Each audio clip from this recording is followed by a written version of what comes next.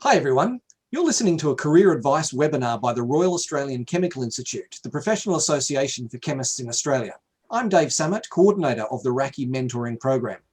Tonight we'll be talking to our panelists about the importance of networking, not only to help you land a job faster, but why it's critical for advancing and developing your career throughout every stage of your career. For anyone who is currently an active job seeker, or for anyone who expects to be looking for work in the next year or so, it is critical to understand how vitally important networking will be, especially during the COVID crisis. During periods of high unemployment and difficult job markets, and well, look, most of us haven't seen a job market as bad as it is now, companies will go to a lot of trouble to avoid advertising. They don't want to get swamped with millions of applications that they would have to wade through. So instead, they first go to their networks to try and find someone who fits their needs. The candidates with the best networks will significantly be better, or will be significantly better placed to find a great job quickly than those without.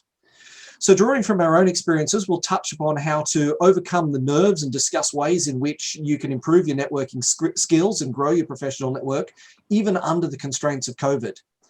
Before we start tonight's panel session, we'd like to acknowledge the traditional custodians of the land on which we are meeting all around Australia. We recognise the elders, past, present and emerging, and recognise their contributions as Australia's first scientists and engineers, building a healthy and safe community, what they've done and what we can still learn from their ways. We'd also like to thank the sponsors of the RACI Careers Development Program, DCS Technical, Envirolab and Laboratory Credit Union. I'm joined tonight by four excellent panelists. Despina Anastasiou, who is the Global Marketing Director of Dow. She's joining us from Switzerland today and actually will have to leave a little bit early to go and accept an award. So well done, Despina. Alex Stettner, who's Business Development Manager for Envirolab in South Australia. Daniel Couton, who is a Director of Aqual in Queensland. And Andrew Jones, an entrepreneur who has started Foundry IP, patent law, here in New South Wales. Thank you, everybody, for joining us.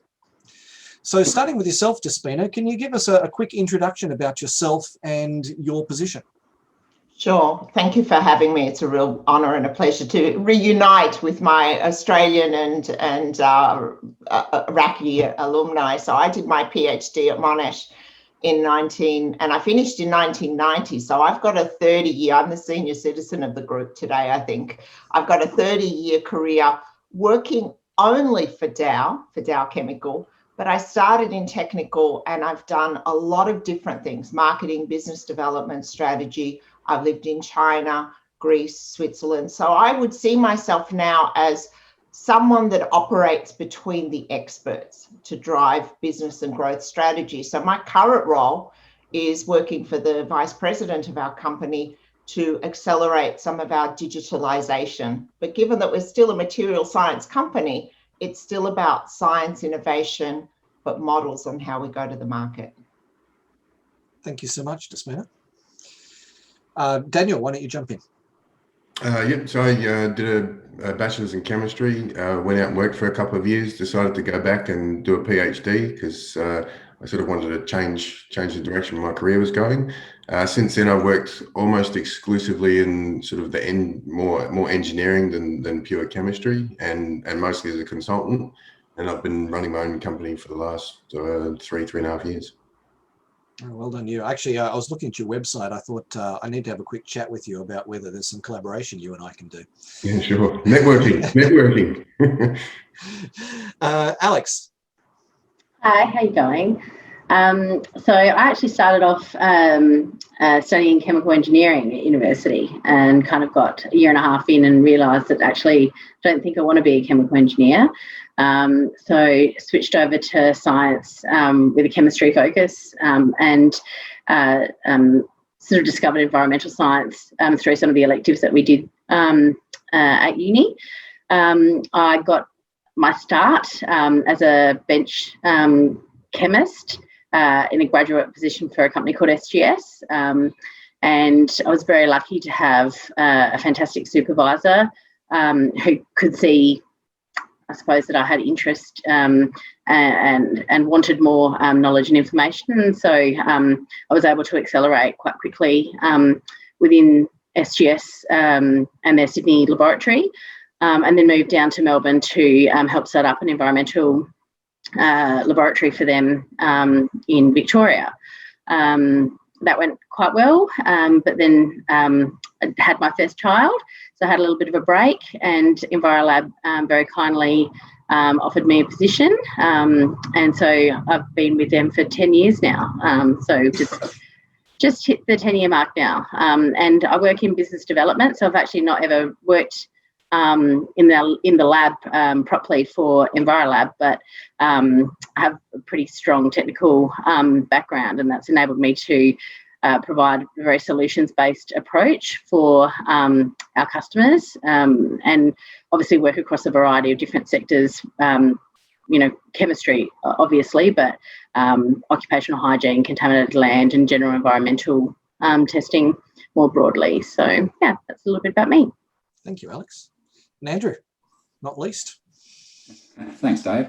So I finished a PhD in chemistry back in the late 90s, and loved chemistry, but hated actually doing it, which was never going to, so a career in academia was never going to work for me. And I looked around for other alternatives and very happily stumbled across the patent world. So I re-educated myself and joined one of Australia's larger IP firms and worked there for 11 years. And then sort of slowly fell out of love with the place. And about 8 years ago now, I started up my own firm. It was just me for the first 3 or 4 years, and now there's 4 of us. So we've quadrupled in size. So I guess now you see chemistry every day, but see it from a very different perspective. And also, have a business manager hat on my head all the time, day, night. Yeah, you and I started our businesses at roughly the same time, didn't we, Andrew? Probably, yeah. Oh, God, it's kind of hard to believe it's been 8 years. That's just frightening. I had a lot more hair back then. Yeah. It's a bit daunting. I think I'm the only non-PhD here. I'm the least qualified of anyone in the room. Okay. I don't have a PhD. I was just thinking the same thing, Dave. Doesn't make you any So, look, what's wonderful, we've got this wonderful diversity of experience here, and also a diversity of the type of companies that we're working for, and the type of, from large to very small, but the commonality of experience that we'll all be coming across. Sticking with you, Andrew, well, I'm actually going to everybody because it's a bit of a difficult one. What's your network saying to you about the job market at the moment? Nothing. Nothing? It's not great in my world, especially. I have I keep a watch on Seek, for example, with a keyword patent and anywhere in Australia, and I haven't seen any emails from Seek for a while, or whatever it's called now. So I think everyone's sort of paused for breath. Yeah, it's terrible. Yeah. What about, Alex, I think Envirolab has had a hiring freeze for nearly 12 months, haven't you? We aren't necessarily actively looking to hire people, but if the right candidate comes along, then we will try and make room for the right type of person for the business. Having said that, though, the environmental sector is actually doing quite well overall because of the government push for infrastructure projects across the nation. So I think we all feel quite lucky that our business certainly, and I'm sure other businesses have really not had that much of a downturn over the last year. It could have been a lot worse for in the environmental sector. Yeah, I can comment more maybe from an outside of Australia point of view, is that there's still definitely hiring going on for sure. We're doing for our graduate programs and for our new people, we do that. A lot of that is online now. Obviously, it's all gone virtual. It's very difficult to onboard people remotely, but we are still doing that. I would say, and I don't like throwing the gender card out there, but with a lot of the focus on diversity and inclusion, there is a very strong focus on trying to get a lot of diversity into companies. So sometimes when there's 2 equal candidates, the female might get a little bit of a preference, because we are trying to feed the pipeline of chemists and engineers right through the organisation across all levels. Well, that's interesting. It's an interesting perspective, because the ABS data that came out last couple of weeks suggested that women have massively disproportionately taken the brunt of the COVID losses in Australia. So and I think that is happening because they're electing to, because the support system's not there, and with homeschooling, it's very, very difficult to do.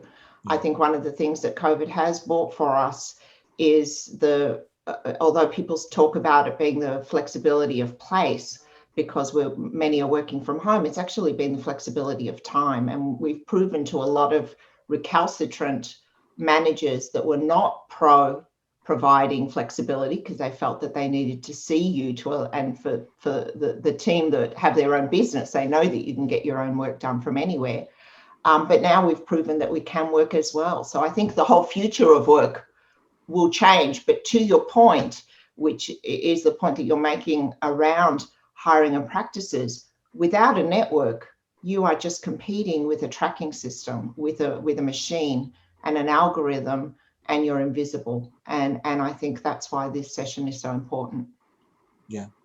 Well, that's a key point. I mean, the corollary question is, what if you were hiring, and so Alex and Despini might be the most apt for this, but what strategy would you be employing at the moment to identify candidates or to make the job opportunity known? Yeah, look, we still advertise because we believe in transparency. We're a company of 35,000. So I've gone to a lot of effort to even fight to say this hidden network business is not fair, because it's, as someone who's come from Australia, it was really only in my 40s that I realized when the chief financial officer told me at a global leaders meeting, he said, so, I'd like to introduce myself. How long have you been at Dow? And when I told him I'd been 20 plus years, he summed it up in one word. He said, 24 years, how come I don't know you? And so that meant that I was, I don't want to boast about myself, but nobody should be the best kept secret in a limited pool of people, because networking is really a form of a relationship. And so and for me, and sorry if I over talk a bit before I have to go, but it's not who you know, it's who knows you and how do they know you. So for us, for new graduates, I'm not going to say that a network helps you tremendously, but where it does help you is to reach out to maybe try to find the hiring manager to create a mini brand for yourself before you send your application in. So in my case, when I saw the advert, it said, we want minimum this experience. I didn't have that. So I chose to contact the company and say, I don't have that, but I'm very interested in the company for this reason. I have no doubt that probably helped me stand out just a little bit. I'll stop there to let Alex. Absolutely. And, your comments are very welcome. Yeah. I actually do agree with Despina. So we do advertise the majority of our positions that we make available. But we do rely on the graduate programs that we engage with to feed into the laboratory. So our lab techs and our chemists will often come through from work experience situations or graduate programs. We often host information nights at universities, or we'll have university students come through the labs, and even high school students too, actually, and take those opportunities to, I suppose, single out those that stand out to us as well. So yeah, I suppose that's where we try and foster good, strong relationships with the new talent that might be coming through, and hopefully dangle a carrot that will mean that they want to join us instead of other competitors. Look, Alex, I think we should plug Envirolab very quickly to say that Envirolab has an excellent reputation in its market as being a quality employer of early career scientists, plus offers a lot of opportunities to gain work experience and really, dip your toe in the water. So, kudos to Tanya Notaris as the boss of Envirolab and the culture that she has created across the organisation. You're what, 200 plus employees now, 250? Yeah, 200, across Australia and New Zealand, yes. And that does filter right the way through the senior management team. So we engage in those programs pretty much at every site that we have, even in South Australia where we're only a small office.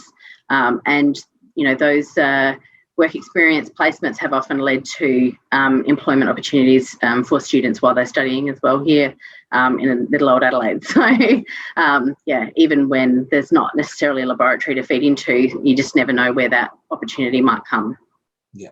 Now, I do see that somebody's made a comment on the question and answer, and good on you. That's the best place to do it, to ask questions and make comments, because then other people can vote up if they want a question answered. Daniel, being a self-employed, networking would clearly be critical to your business development and the new business that comes through the door.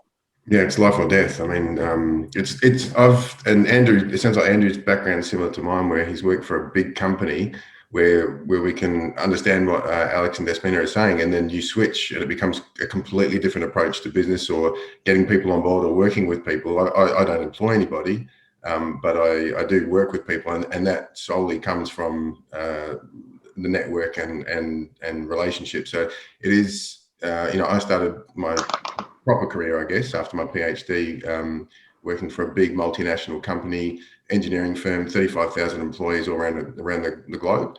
And it was all very sort of strict, regimented and transparent. And now I operate in a completely non-transparent environment where I work with, I don't have lots of resources to throw at things. I need somebody to be on, they need to hit the ground running. And so, I vet those people well ahead of time before I engage them. Yeah, absolutely. Now, the 60, sorry, yeah, go. I think there's strong parallels between, what I do and what Daniel's doing there. Yeah. So then the $64 million question to both of you is, how are you growing your network during COVID? Spreading the tendrils a little bit further. So I've been I have to admit, I've been a bit lazy over the last sort of probably a couple of years, where I've been getting a steady stream of work from some of my contacts, and obviously if their work dries up, then my work's drying up. So I'm starting to reconnect with people that I haven't, hey, remember me? And I've worked overseas as well. I've worked in London. I've worked interstate. So I started off in Perth. I'm now in Queensland. I've done a lot of work in New South Wales. So just sort of reaching out and seeing what people are up to, seeing if, and sometimes it's just a phone call, it's just a chat, it's just catching up with people. So it's not always a hard drive, but at the end of the conversation after the catch up, it's like, by the way, is there anything you need a hand with, or have you heard of any opportunities you want to team up with? Right. And what about the mixture of new contacts? I still find people quite receptive, because especially given that everything's online now. So it's, I'll be like, oh, have you got 10 minutes for a Zoom chat, or have you got, half an hour? I've saved since COVID, I've saved a fortune in coffees. I'm not buying anybody coffees anymore. I don't have to, my petrol bill's almost zero. So it's, it's been really good. It's just been a shift. And, again, I've worked for big companies, and bigger organizations sometimes have a bit of a harder time making that move, that shift. I can do it on the fly. I don't answer to anybody, which is an advantage, but it's also, I'm responsible for everything, which is terrifying. Good terrifying. Yeah. Good terrifying. Dave, if I may make some comments before I have to go. One of the things that I would say, networking is scary when you start. You use, even the most confident of us can have self-doubt. Why would someone want to talk to us? That step to get it right. The worst that can happen is someone says no, they're not available for even a 10-minute meeting. But the best way that I found that it works, even if it's someone that you know or you don't know, is to think and link. It's to actually think, what would be of value to them? If you send someone a note in your CV and you say, I need a job, please help me, it's much easier to say, I can't do this. Whereas if someone says, now you've got to be genuine, you've got to be authentic, you shouldn't lie, you should never lie. But if the reason you're approaching me is because you've seen something I've done or you're interested in the company, do your research, say something positive. Don't necessarily ask for the job straight away. Actually say, hey, I've seen that you've done a transition from chemistry to something else, or something that interested you. Can I have 10 minutes of your time? That is much easier way to, and I, even within my company at the different levels that I am now, if there's someone that I want to talk to that I don't want to come out and direct, I'll still do the think and link. Hey, I know that you're working on infrastructure. I came across this McKinsey report. What caught my attention? These 3 lines. I don't send it as for your information. All of a sudden, you're building those relationships in a different way. That for me is really, really important. Another thing I've done, which if you don't mind me to mention, is I've tapped into, because I also, in addition to my day job on the strategy work, I'm also very active in our employee resource groups, whether it's for the Gay Lesbian Alliance as an ally, the African American, the Women's Network, and now, due to my vintage, I'm also the chair of the over 50s group, right? Which is, we call Prime, and I'm very proud of that. I want to bring it back where you can, claim your age and be proud of it. But for me, I need to do a lot of research. I want to find best in class. What are other companies doing? How are they doing that? I've tapped into an amazing pool of free Eventbrite events that I register for. And because these are live, it's not like going to YouTube and watching the static video. They're often live. So I'm part of a book club here, or I'm part of an Australian thing here. And you're actually networking on those. If you ask an intelligent question, or you engage, or afterwards you send a note on LinkedIn and you say, I heard you speak at that, I was really impressed. That is a form of networking. So for those of you who have the time, just make sure you do your research. It's not the quantity. And the other thing to remember, particularly as you go through your career, don't underestimate the value of your dormant network, your alumni. So I went back to someone who I haven't worked with for 15 years and just said, hey, I was thinking of you, and it was genuine, and I needed a favor. I was trying to tap into some old photos, or, hey, I'm looking for some project work. There's many different avenues, and if I do have to go, I apologize for this, but if anyone wants to reach out to me, you are most welcome, and I will help you in any way I can, even though I'm not necessarily hiring at the moment, but I'll definitely help you with advice. Look, I agree with everything you've said. The one thing I would say to everybody is, when you're talking to somebody or on LinkedIn or whatever, rather than saying, do you have a job, say, I'm looking for opportunities. If you hear of anything, I'd love you to let me know. It's a much softer way. If they have something within themselves, they'll let you know, but far more likely you'll hear about something else that they've heard about. So it's a gentler, better way of saying it. Thank you so much, Despina. I know you need to go off to the award. Do you want to boast for a moment about the award that you're getting? No, it's not actually. So you've pumped me up, and now I feel like an underachiever. I've been selected. No, I was selected as one of the 33 women to participate on the European Women on Board. So it's like a school that we're doing. So, but well done you nonetheless. Yeah, thank you. So no boasting. But sometimes, to be fair, in a company like mine, you do have to sometimes find ways to network within the company to get recognised. Only because if you've only worked in a narrow field, you're only known in that field. And so how do you demonstrate that skill? How do you demonstrate the breadth, particularly if you want to not be a subject matter expert and you want different options? It's a key point I've never thought about, Despina. I mean, 35,000 global employees is more than the number of chemists there would be in Australia to network with. Mm-hmm. So, but then it can become an echo chamber. So if you want to, so all of a sudden when you look at your contacts and you say, wait on a minute, everybody I'm connected to is, you have to do a stock take of what your network is. If it's only within your company or only within your field and that's working for you, that's great. But you should always be looking at your network before you need it, diversifying it before you need it. Absolutely. Well, thank you so much for participating tonight. We know you've got to go, so and from joining all the way from Switzerland, it's great. Thank you so much. Amazing. Take care, everyone. All the best. Stay well. Right.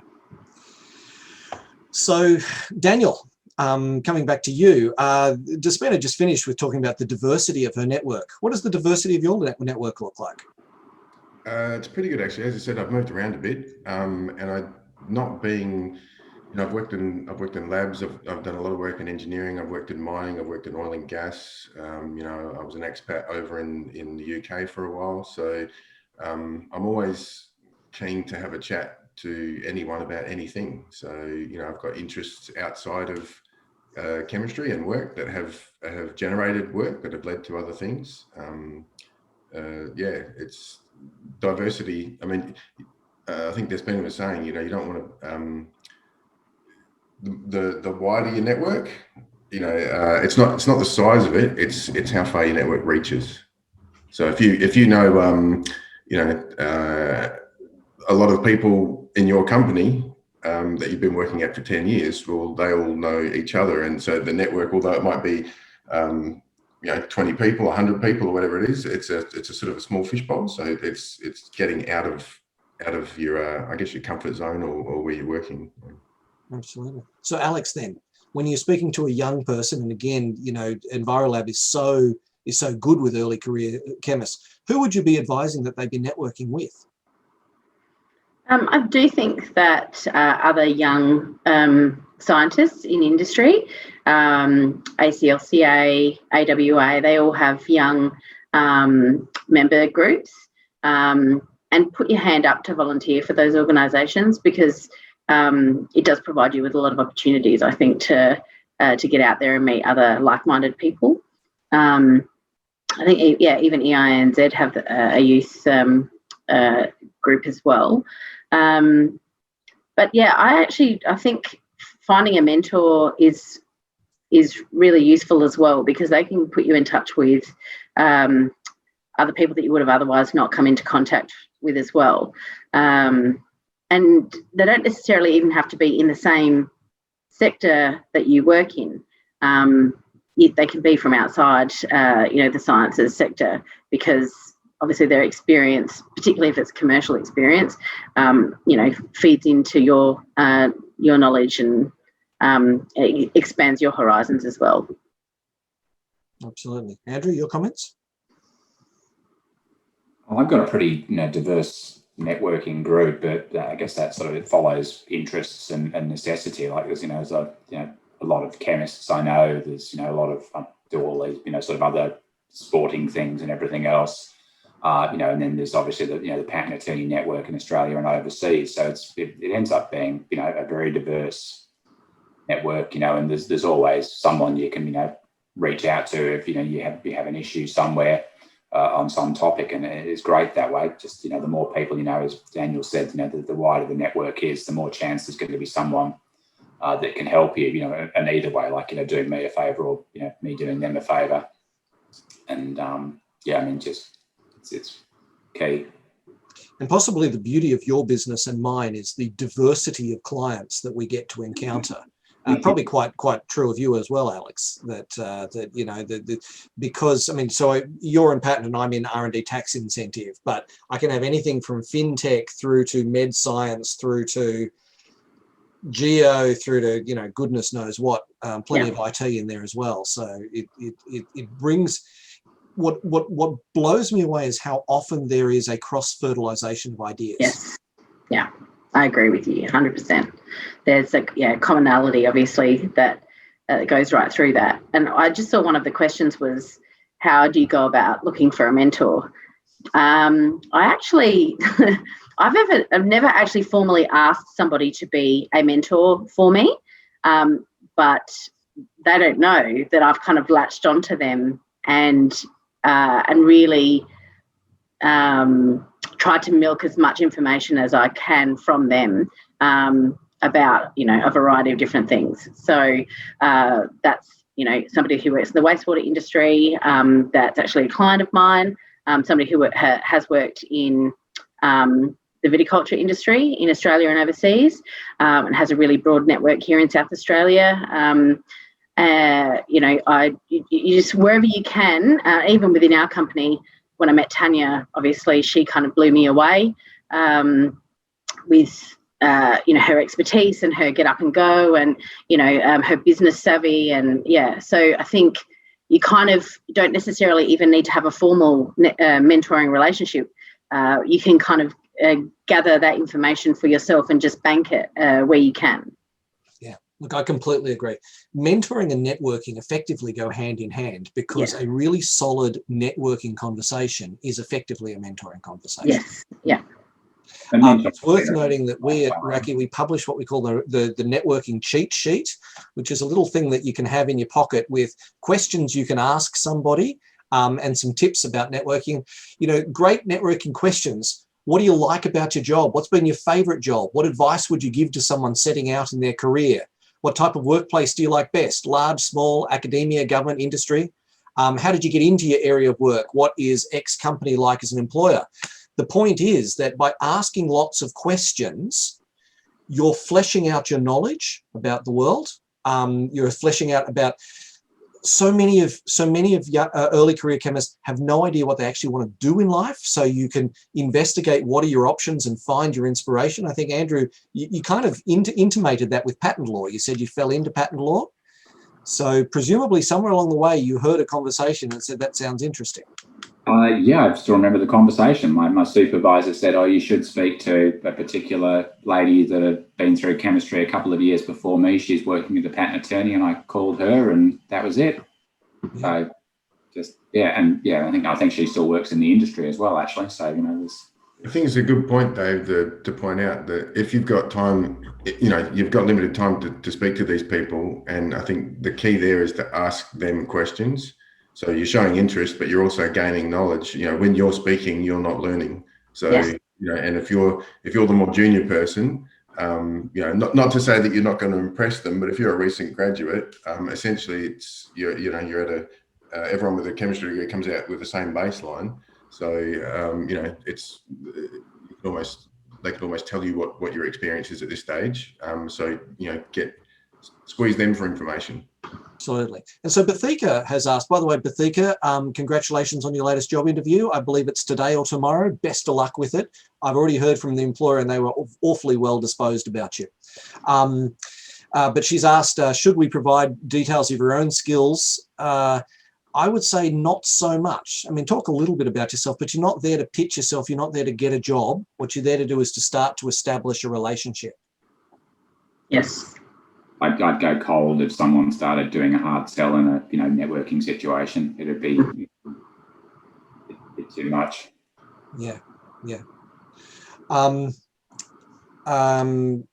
The other quick point I would make in answer to Nisha's question about how does one look for a mentor, or I would actually say, how does one look for a connection? There's a couple of options that are freely available to you. We have our monthly camaraderie event, which is free for everybody, first Thursday of every month. And you can always reach out to the mentoring program, mentoring@raci.org.au, and we will facilitate an introduction to someone relevant. I mean, Andrew, I introduced someone to you just this week. I chat with him last night. So, and it doesn't have to be an hour. It can be 20 minutes. It could be half an hour. You can learn a lot with 5 or 6 short conversations. Okay. I guess before we just go into the last how, or I'm recognizing we're running low on time.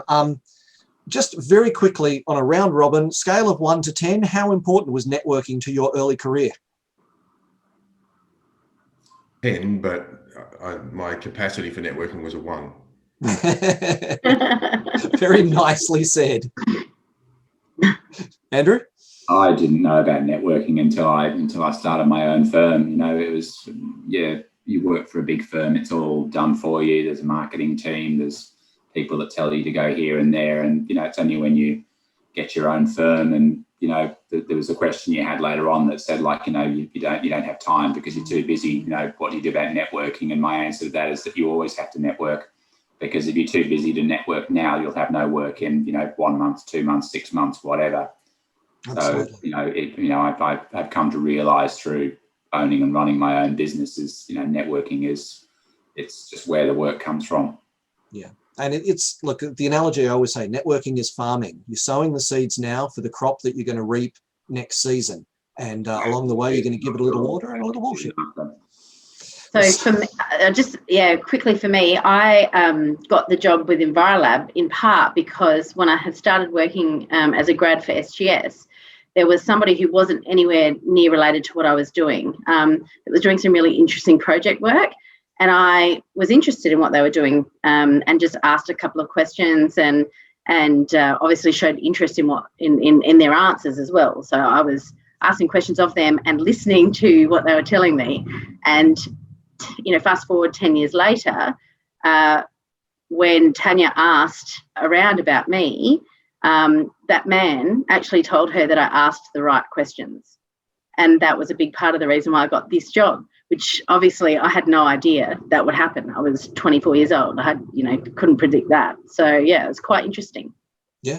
Look, and don't forget how important your university and your academics are as well. They may not be in industry, but they have contacts. And certainly my first job, I went for a holiday overseas. I came back, I called the school and I said, have you heard about any opportunities? They're going, they said, this company needs warm bodies. I said, I'm hot stuff. It's a match. And that was my first career position. Yeah. So, so don't ever forget how useful your academics. I mean, they want you to succeed. So yeah, absolutely. Okay, let's move on to the practical aspects of networking. Okay, Alex, starting with you, what's your preferred avenue for expanding your network at the moment?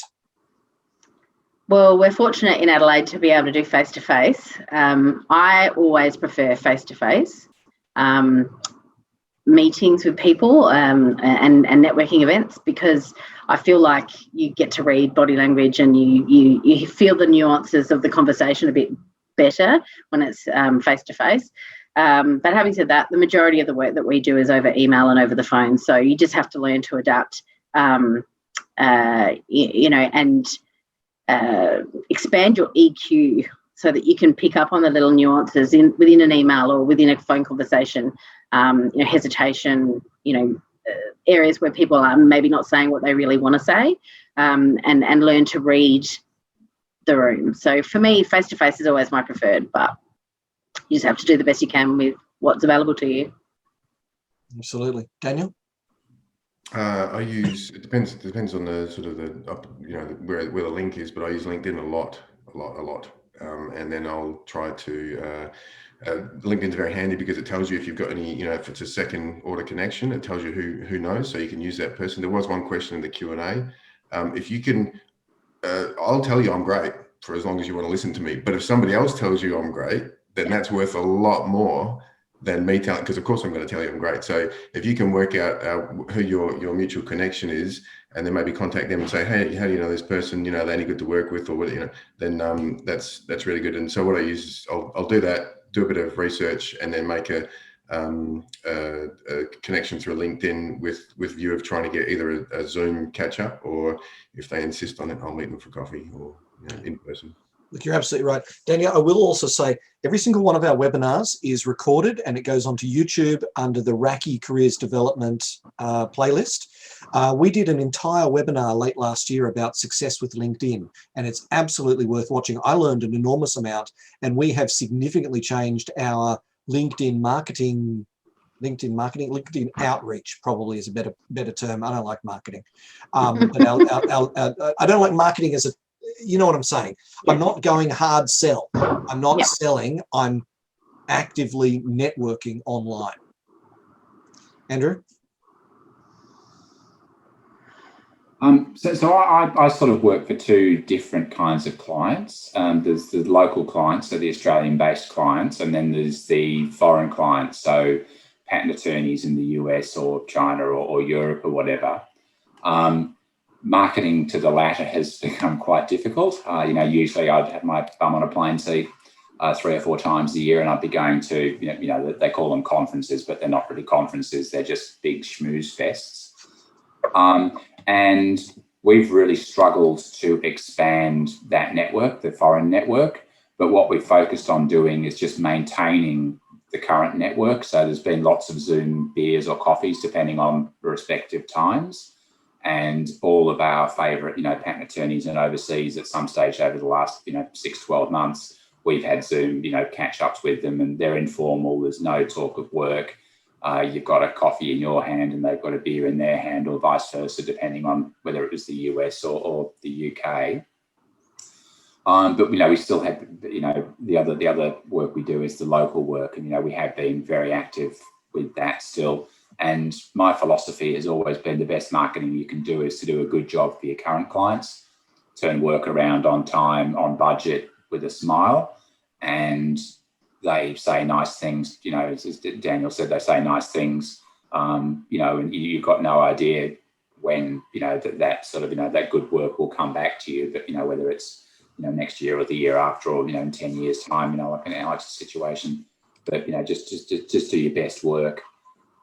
and and that sort of comes around. I also use LinkedIn a heck of a lot. It's very, very useful. Just for working out, if we're sending work somewhere, you can filter on country and technology and things like that. But also to just try and grow networks. And whenever I get an email from someone new, I'll find them on LinkedIn and send them a message, and then grow the network that way. And even the free LinkedIn. I mean, I think that we would all agree that a LinkedIn account is essential for everybody in the Yes. modern environment. And if you don't have one, you should be making one straight away.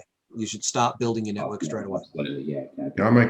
I set time aside every week to reach out to people who are sort of typically like second order connections who might have something in common with me, and I will say, look, find out what they're doing, ask them if they'd like to have a chat or anything. And the reason I do that, the reason I said, is I've become exceptionally good at being rejected. Like my hit rate is horrendous, but I don't care anymore. And I realize that it's not me. It's just that they're busy. They have, either they're not interested in what it is. It's not, I don't take it personally anymore. So what you don't want to do, I guess, is have all, really be relying on that connection for something and putting all your eggs in one basket and being very anxious and sort of blowing it. So just send out 10 a week, and maybe get one hit, but it's the one hit that's all you need. Yeah. It's interesting you say that, Daniel, though, because I've significantly changed the way I utilize LinkedIn since the Success with LinkedIn webinar. I learned a lot. And one of the things that, I already knew, but I guess I've employed a lot more thoroughly, is I never send a LinkedIn invitation that just says, I'd like to be in your network. Oh, no, that's true. Always explain who I am and why I'm connecting with them. My success rate at the moment is about 90%. And I'm sending well over 30 a week. You're not dealing with content. So when I say I am, my marketing manager is. That's one of my filters for LinkedIn. If someone sends me that message, I probably won't accept their invite. It's just a generic thing. They're just, button clickers. But if they've sent a personal message, that will at least get through that just delete filter. And, I will then look at them and, if it's something that, is worthwhile, then great. And I think so you don't automatically accept all of your LinkedIn invitations then? Yes. I find I say no more often than I say yes. Yeah, probably. I'm a no, yeah. I say yes to anyone I think is trying to build a relationship with me, as opposed to anyone who's just trying to sell to me. Yes, agreed. Yeah, it's got to be a genuine connection point. And I think that most of us would agree that after tonight, anyone who tried to link with us on LinkedIn with a suitable note saying, I'm just trying to build my network, I'd love to have you in my network, we would say yes, would we not? Somebody, Asami is saying the 300-word limit on notes is intimidating. No, we're not going to 300. We're not writing an essay. We're writing a short introductory note, Asami. So you do have to be succinct. Brevity is the soul of wit and all that sort of stuff. Yes, so, definitely. Anyone who's read one of my mentoring emails know that I lack a soul, because I sure as heck can't do brevity. So, somebody has quickly asked, is the networking cheat sheets card available? Do you know, I've been so used to handing them out, like making it rain at events, that I hadn't even thought about it. What I will do is I'll put it on our blog. Now, in respect of our blog, our careers blog, it is currently sitting on my website, dcstechnical.com.au, Delta Charlie Sierra technical.com.au, but we are building it on the RACI website. So within the next couple of weeks, there should be a full blog. And that isn't just our careers blog, but also other students and early career scientists blogging about their experience. It's really useful, and I would strongly encourage you to read it. Okay, well, here's a next good question. What's the best way to leave an impression to make a connection? Daniel? Face-to-face or online? I'm just trying to think of, I think I look for two things in people. One is, and I've been on both ends of the stick, so I've employed people and been an employee. So I'm looking for somebody who's willing to learn, and I'm looking for somebody who's willing to work as part of a team.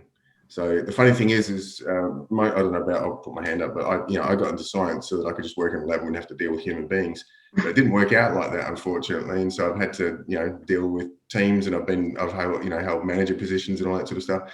And you find that, looking back over the years, I'm 20 years out from my bachelor's, the people who sort of performed best in career-wise are the ones who were able to speak to other humans. So, if you're really good at what you do, but you keep it to yourself, I think, it was mentioned earlier, it's very hard to grow your network, grow your career. Nobody knows about it typically. Yeah, absolutely. So how does someone make an impression with you, Alex? That is a good question.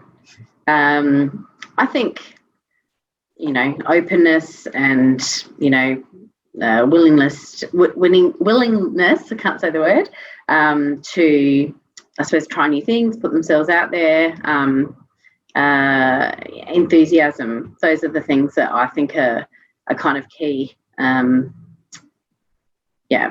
generally, they're the things that leave a good impression when I think about, who I've met that evening. Yep. Andrew? Well, if we're talking, face-to-face events, I mean, it's a balance, of many things. You need to chat with someone, you need to, engage with them, and, be able to, read when it's time to move a conversation on and things like that. I'm a big one for noticing whether people are looking around. Like I get really annoyed when you're talking with someone and they're doing this and they're looking for the next person to talk with, and that just drives me crazy. I don't last very long with those people. So I prefer to have probably fewer but more intimate. That's not the right word, but more, I guess, more meaningful. Thank you. Conversations with fewer people, and I guess a lot of it's chemistry. You'll have shared interests, and something like that. And if someone, I guess if anyone goes the hard sell or anything like that for whatever reason, it becomes difficult. So you just got to be trying to be just easy to chat to, I guess, and that's a real skill. And we had a situation just recently, diverging slightly, but not really. After a long lockdown, we had a Christmas event, and it was amazing how I had lost the ability to talk to multiple people at the same time. We had it was a lunch, and we were sitting down, and there's someone next to you and someone across the table from you and someone standing behind you. And I used to be able to, engage those three people at the same time. And it was quite noticeable how that couldn't happen. So it's a skill, obviously, you learn, and a skill I've forgotten for the moment. Hopefully, opportunity presents that, gives us time to practice again. But you really do need to work on that. And it's an EQ thing, as Alex was saying, just, being able to read the person you're talking to and shift the conversation while, to keep the engagement, and also knowing when to disengage as well. Sometimes it's, the conversation's over and it is time to move on. And there are ways you can do that better than others. Not that I claim to be an expert at that. No. Well, we wouldn't be scientists if we were good with people. It's very interesting that, Alex, you are unsure about what makes a good impression with you, because I am absolutely clear what makes a good impression with me in a networking environment. And it's three things. Repetition, if I've seen the person more than once. So it's, for me, exponential. Once, I'll have seen them, maybe I liked them. Twice, maybe I'll remember their name. Third time, I remember them and I say, this is someone I want to engage with, want to help. When I'm talking about early career scientists, by the way. Secondly, a business card. Give me a hook so that I can remember who I spoke to. And thirdly, follow up. And so Tiffany has asked possibly the most important question of the evening here. Once you've made that first connection and had the first chat, what's a good way to follow up a little later to keep the connection going? Daniel? Yeah, I just use LinkedIn. So I send the thing, unless it's I am guilty of sometimes sending a generic. If it's not blatantly obvious how we met, or so usually I'll go back to my office and then send a connection request or something. So then that's the digital equivalent, I guess, of the business card. But yeah, just say, look, thank them for their time. Just say, look, it's great to catch up. Really interested in what you got going. Would like to stay in touch, see how things progress. And then if you want, just remember that initial, especially the first meeting, is not that's not where you're going to get an opportunity, or that's not where they're going to put you forward. It's what you're trying to look for is the next meeting. And the thing is, it's a bit like the LinkedIn requests. When you meet people in person, you might meet 10 people, and through no fault of your own, you're not going to have, there's no connection there with 8 of them, but it's the two that you do connect with, and you get back to them and say, look, thank everybody, but with the 2, say, look, that you have the synergy with, just chase that up and then try and get the next meeting or the next event or the next connection. But having said that, be open and friendly with everyone, because even with those other 8 that you didn't connect with, you just never know. You never know. You get that, and they lead to the best opportunities, especially when you're running your own business. You get this call way out of left field saying, "Oh, remember me? I was stuck to you on that Perth to Adelaide flight, and you passed me your card, and I remember you did water treatment. Can you give us a hand with this? I've got a goat farm. Yeah, sure." I'll never forget. First 3 years of my career, I was dealing with a business contact who was a grumpy old man. And I thought he couldn't stand me. And for 3 years, I smiled and I acted like we were friends. And at the end of 3 years, he called me up one day and he said, "Oh, I thought of you. I heard about this business opportunity, and I made $80,000 off that business opportunity." You just never know. And that was a guy I thought couldn't stand me. So you just never know. But yes, there's lots of ways to follow up. And again, we've discussed a lot of these things in our other recordings. So please do also view those. Andrew, your comments? Yeah, always follow up. LinkedIn is a good, easy medium to do that. And I guess if I wouldn't be too forward with the initial request, but certainly if they were somebody that there was something you wanted to chase up, give it a bit of time, like a week or something, but then follow up again saying, hey, by the way, this is what I need, what I'm interested in, whatever else. And just to Daniel's point as well, I when I collect business cards, I always stick a little star on the ones that something made me interested. And usually when I'm networking overseas, for example, it'll be a chemist who's working for some interesting chemical company. So they get a little star on their card. Everyone gets a message saying lovely to meet you. Let's keep in touch, sort of thing. But those people with the star on the card get that, and then follow up about a week later, just hey, what are there any opportunities for us to work together, type thing. A bit blatant perhaps, but we're all there to market, so it's I mean, that's the point. You go to these events for the purposes of networking. We all know that what we're there for. And something I would also point out, if there's white space, I don't know if you can see that, I always make my own notes on a person's card. Oh, but never do that on a Korean or a Japanese business card. I discovered once. Right, well, I'm in Australia, so. Alex, additional comments? I suppose the South Australian market's a little bit smaller than most. And so often at events, you will know it'll be the same people that you're seeing, on a regular basis. So you're getting that consistency and that reinforcement of face to name, and all that sort of thing. So for me, I think it's sort of paying attention to what they're saying, what people are saying to you, and then following up on those connection points. So it might not be work related, but it might be a family, relationship, their kids graduating, or, I don't know, they just won their soccer final or whatever it might be, and remembering those things, because if you're after building a relationship, those are the things that make the relationship a genuine relationship. So it's not just about business, you're actually becoming friends, I suppose. So yeah, in South Australia especially, you can't afford to be dismissive or to not pay attention, because you're going to be seeing those people time and time and time again. I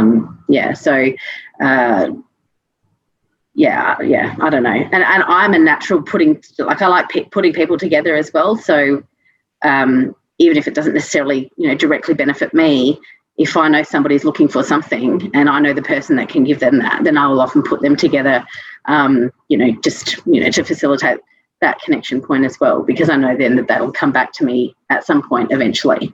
And of course, the beauty of LinkedIn as a communication medium is that you can communicate to your whole network at once, not individually as well. You can post your own material, you could repost or share things that you found interesting that you think your network might find interesting, or you can target individual people and say, I found this, I think you might find this particularly interesting.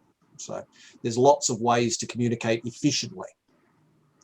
Now, everybody, we've reached the 1 hour mark. Does anybody mind having time to just see if we can just run through the last of the questions from the floor? That's okay. Okay, great. Then in no particular order, wow, we've got a few now. How do you maintain relationships when you don't see people regularly? What's a good frequency of reaching out without being aggressive? Amelia? I think LinkedIn is the answer, and, just a regular stream. I hear a lot of people say I go to LinkedIn every day. I do it less frequently. But, just having your name out there, just regularly, and in terms of once physical stuff returns, I recommend to everyone in the mentoring program, aim to go to at least one event every 2 months. So that and if they're wildly different events, maybe you go to one every month so that you build up the store of people who know who you are. But always make sure it's things you're interested in. Don't go networking outside of your areas of interest. I don't know, I don't think you're going to make great connections there. Fair play. Okay, that's Amelia's question.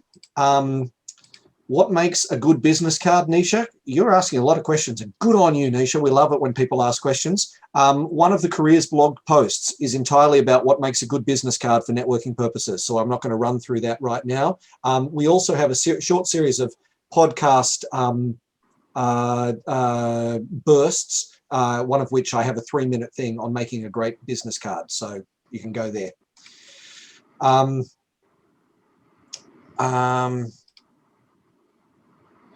Hayden asks, what type of events do you recommend for chemists? RACI events. RACI events. Nicely said. Yeah. There's, South Australia is harder, Alex, but Queensland, New South Wales, Victoria have an incredibly active calendar of events. You have 20 plus to pick from most months, and you're never going to get to all of them. So if you're interested in 5%, that's one a month, right? So raci.org.au/events. And a lot of those events, certainly the careers events, are free. And I'd also add to that, don't limit yourself to, Andrew and myself don't officially work in chemistry. We've got chemistry backgrounds, but we don't officially work as chemists. And I've met a lot of people doing, a chemistry degree. Honestly, I'm probably a bit biased, but it's one of the best degrees you can have. It's so broad and adds a lot of value to a whole bunch of industries. So don't think that you have to work in a lab as a chemist. You can get out of the lab. Like Andrew, you might not like it. You might never want to do chemistry ever again. I haven't been in a lab for a while, but there's lots of careers out there for you, and that's sort of the benefit of having a personal network. On Seek, you sit down, you go, right, what job do I want? You type in chemist, right? That's it. And you're only going to go to the chemist. But when you know somebody, they'll be like, look, you're right. Would you be interested in this role? Even though it's not necessarily directly aligned to what your qualification is. Yeah, I 100% agree. We cross over mining, occupational hygiene, agriculture, like pure chemistry, water sciences, general environmental. There's so many things that this career path, I suppose, can set us onto. Sorry, the cleaners are just here. Sorry, apologies for that. But yeah, I totally agree with Daniel. Try and keep the other advantage that I've had through my career is I've got this rule that I live by, which is never fight fair, right? So I don't want to be competing against people at a head. It's silly. So I started work for a company. We had 3,000 engineers in Australia. I was the best chemist in the entire company. I was the only chemist in the entire company. So I got promoted well above my station because I was the only person who knew the things that I knew. I'm not a particularly good chemist, right? Don't tell anyone, none of this has been recorded. But I knew things that the other 2,999 engineers didn't know. And that made me invaluable. They wanted to keep hold of me. And it was good for my career. Yeah. Yeah. You're all absolutely right. And I thoroughly agree with all of it. And cross-skilling is incredibly useful as well from that perspective. So Amanda asks, are there any organic chemistry events? Yes, lots. New South Wales alone has an organic chemistry group. It has an industrial chemistry group. It has a bioactive and BDDG, bioactive something. And it has a pharmaceutical group, all of which, have elements, plus a consultants group, all of which have elements of organic chemistry in them. Okay. Matthew has asked the question about what about LinkedIn connections with no note? That's a bad thing. All right. What have been the most memorable connection requests you've ever received? That should be a fun question from Naren. The most memorable connection request you've ever received.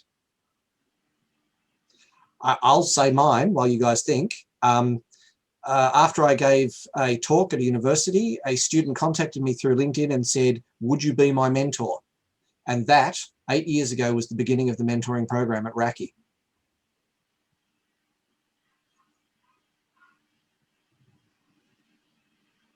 I work in else want to jump in? I can't think of a single. I'm just trying to think of LinkedIn connection request. All sorts of weird people coming out of the woodwork who sort of connect and with yeah. Right. From a female perspective, I'll just say one thing: don't be inappropriate on LinkedIn. It is not a dating site. Do not make comments about how somebody looks at all. It is not Facebook. It is not a dating app. It is a professional networking organisation. So keep it professional. I've heard of that. I've never seen it. Have you seen it, Alex? I certainly have. Yeah. Goodness. And I'm a mum of 3. I'm a 40+ mum of 3. So yeah. Yes. Sometimes people are inappropriate. Yeah. Why would you say anything on LinkedIn that you wouldn't say to a colleague in the workplace? Well, I think that's actually apt because that does happen to women quite a lot in the workplace. Well, I wouldn't say that in the workplace either. Agree. But yeah, so I sort of do feel like maybe that's just an extension of what would have otherwise happened face to face as well. Yeah. Right. Hayden's asked, I think you've sort of answered Hayden's question. What's the worst LinkedIn request you've ever got? Mine actually happened recently. A guy contacted me and said, I'm really interested in the work that you do, by which I took it to mean the mentoring stuff. So I accepted his LinkedIn request and he immediately started bombarding me with sales stuff. It was obviously a subterfuge to get into my radar. And all it did was tick me off. It didn't get him a sale. So certainly misrepresenting yourself is a bad thing. Have you, any of you used LinkedIn to find your next job? Because obviously recruiters use it quite heavily. They send a lot of emails. Is that something that you've ever done? Because I certainly haven't, but it seems to be quite a big thing. LinkedIn, like recruitment companies. So I'm not really looking for a job, but if something's interesting, pre-COVID, I had somebody contact me, and there was a job in Sydney, and they told me they wanted the best person. And I said, no, you want somebody with a postcode that starts with 2. So I said, I'm not interested. Unless you're going to triple it so I can afford to pay Sydney prices. I'm staying in Queensland. Thank you very much. Yeah, actually, no, I've not. The last time I applied for a job was 2004. So, same. I don't know if LinkedIn even existed back then. No. So, yeah. What's good to post on LinkedIn? I don't want to come across as boastful, as in I recently published a paper. Well, I recently published a paper. I'm so thrilled I recently published a paper. Anything positive is a good thing, right? I saw this interesting article. I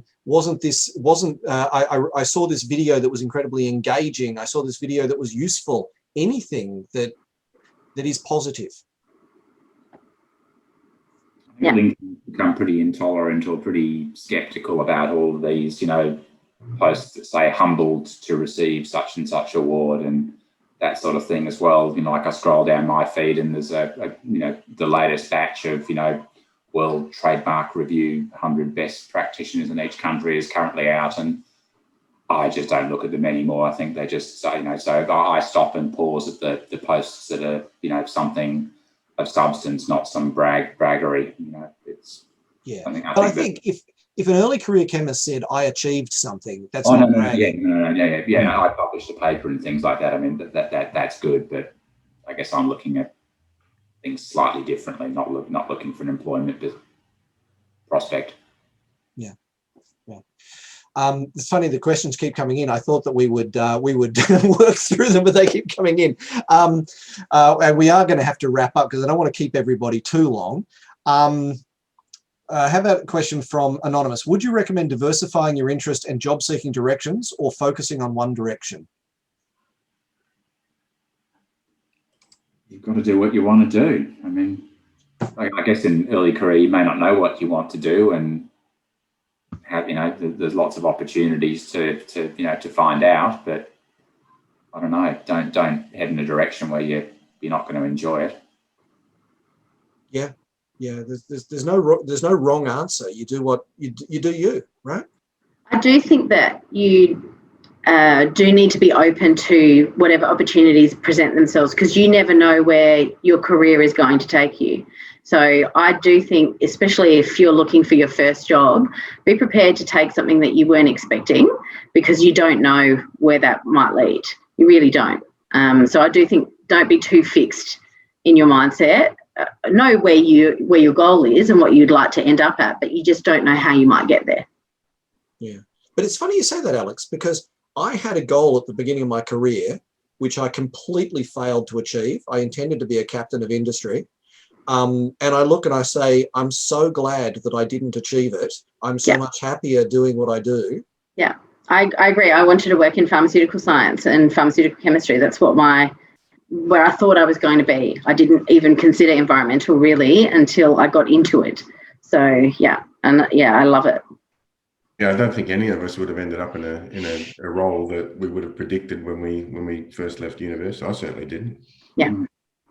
My career was, until I turned 40, was the pathway of least resistance. Every single decision I made, the turning point was, the honest supervisor likes me and wants me to do a PhD, I'll do that. And until I started my own firm that I actually made, the first difficult decision. Nisha's made up an interesting one. Without being too corny, everything works out best case scenario. Looking back, you can see everything worked out well. I think that there's an interesting point here, and that is there's no one path to happiness. You go down one path, you're happy. You go down another path, you're happy, because the happiness is you. It's you on the path, not the path itself. Yes. Yeah, I agree. And the people that you meet along the way. Yeah, I always tell people, say you've, however old you are, maybe you're 21, you've made a bunch of good decisions to get to where you are now. Why would the next one be a bad one? And great. I've twice gone into jobs that I didn't love. One I hated, but I still learned incredibly valuable skills. I don't regret them whatsoever. Mm-hmm. I relocated from London to Melbourne. The job fell through. I ended up in Queensland accidentally. So, I had to pay. Now you live in the sunny dream. And that was it. But at the time, it's a bit challenging. But always, double down on yourself. Yeah, back yourself. Yeah, I agree. David, just quickly, Yash has asked a job about any virtual internships in science field. Yes. I just wanted to quickly mention that the ANSTO do a virtual cadetship. It used to be a face-to-face one, but last year it was held virtually. So I can't remember what it was called. It was something like the ANSTO award, winter internship or winter cadetship or something like that. But have a look at that. And CS Executive Recruitment down in Victoria also runs a program called UniWorks, which is all about internships and such, paid internships. They're based in Victoria, but I think they also have the UniWorks in multiple states. So that's worth taking a look at.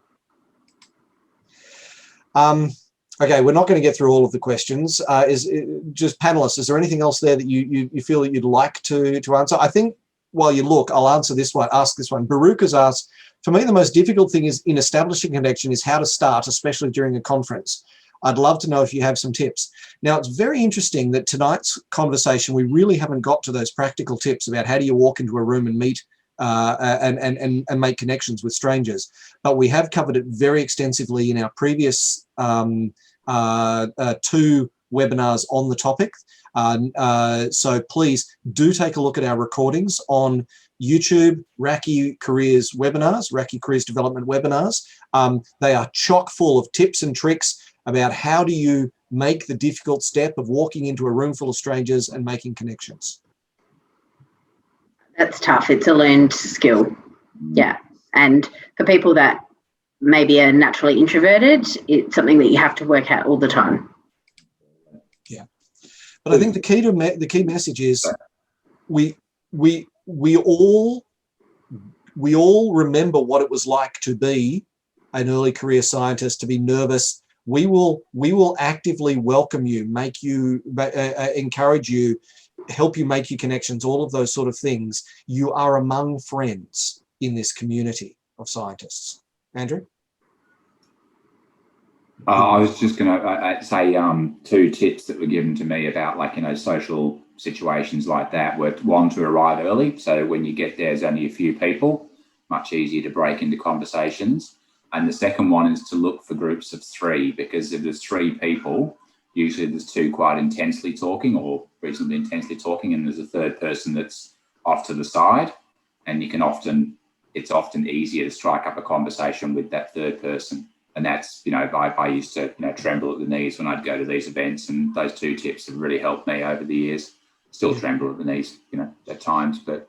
And the other one I still use is if I'm going to a room where I don't know the people, I talk to the event organizer or the person at the front desk, say, hi, I'm new here, I'm interested in this. Who would you suggest I speak to? And they'll either direct me to someone or they'll take me across the room and introduce me. Perfect. And then once you're in and you're talking to one person, the rest of the night just goes by in a breeze, because you just do that social dance. Yeah. Any tips, Daniel? Yeah, I guess it helps if you can push yourself to get out there. And I'm involved in a bunch of things that have nothing to do with chemistry, but I'm dealing with people, all day, every day, and it sort of and it gives you other topics to talk about as well. Sometimes, with the people you're not going to make a connection with, you can switch the conversation to, you're not necessarily wasting their time, but and there's a way to get out, as Andrew said, but just give them a rounded picture of yourself, not necessarily like, I'm a recent graduate and I need a job. Yes. How about that, tennis? Yeah, that's always a difficulty for me, Alex, because I don't follow sport and I don't drink. I'm within an ace of having my Australian bloke card taken away from me. So there's an entire section of stuff I just can't talk about. Yeah, I'm a bit the same, yeah. So on that wonderful note, I think we'll call it here. Thank you, everybody, for participating. I'll just do my wrap-up spiel, if you don't mind. Okay. Tonight has been another event as part of the RACI Careers Development Program. Through webinars, networking events, mentoring, lectures and workshops, the RACI Career Development Program aims to help graduating, let's say early career scientists, get the best possible start in their careers. Our upcoming career events include the next Camaraderie event is 4th of March, 6:30 p.m. Sydney time. Next week, we have a fabulous new event called Ask Me Anything, where we bring on an experienced scientist of note and we ask them about their career, and you get to ask anything you like about their career. Our guest will be Lydia Matezic, who is a radiochemist at ANSTO. She's also on the board of RACI. She's the finance director of RACI. She's great. And then next month, we also have a couple of special events for active job seekers. We have our intensive short course and workshop and our Careers Hack strategy session with recruitment professionals. You can find all of these things on the RACI events page, raci.org.au. The recording of this event will be uploaded to the RACI Careers Development YouTube channel over the next few days, as well as to my own careers site, dcstechnical.com.au/careers. In the meantime, our thanks go to all of our presenters tonight, Despina, Alex, Andrew, and Daniel, and to our sponsors, Envirolab, Laboratory Credit Union, and DCS Technical. Thank you, everybody, for a wonderful event tonight. Thank you for having us. Yeah. Okay, well, we're done. Go off, enjoy your evenings, everybody, and yeah, thank you so much for participating. Next month's event, by the way, is going to be really interesting as well. The webinar is celebrating success in diversity.